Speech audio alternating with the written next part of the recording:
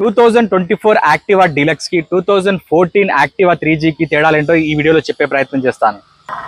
2014 లో మనకి spring suspension ఉంది, ఇక్కడ ఐరన్ సస్పెన్షన్ కంప్లీట్ గా కూడా.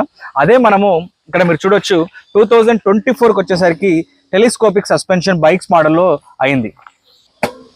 2014 వెహికల్ కి మనం పెట్రోల్ పోసుకోవాలంటే వెనకాల సీట్ ని పైకి లేపిన తర్వాత ఇక్కడ మనకు పెట్రోల్ ట్యాంక్ అనేది ఇక్కడ ఉంటుంది, దీన్ని ఇక్కడ పెట్టుకోవాలి. స్పేస్ అనేది సేమ్ రెండిట్లో ఆల్మోస్ట్ సేమ్ ఉంది, బూట్ స్పేస్ చూసుకోవచ్చు ఇక్కడ, రైట్.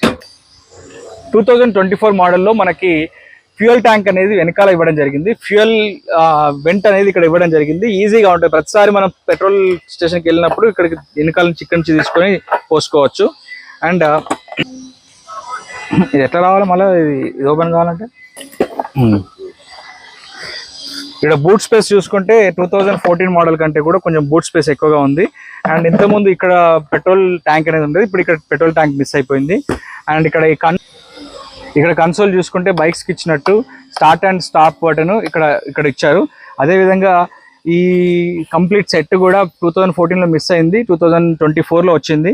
ఈ హ్యాండిల్ ఏదైతే ఉందో, ఈ మనం లగేజ్ పెట్టుకునే హ్యాండిల్, దీనికి ఆపోజిట్ సైడ్లో 2014లో ఉంటుంది, 2024లో దీనికి ఆపోజిట్లో ఇచ్చారు. అండ్ ఓవరాల్గా చూసుకుంటే దీనికి మనకు పెద్దగా మార్పులు ఏం లేదు. కానీ 2024 BS6 వెహికల్, 2014 BS4 వెహికల్ రెండు కూడా పర్ఫార్మెన్స్ విషయంలో ఎలాంటి తేడా లేదు, మంచి వెహికల్స్.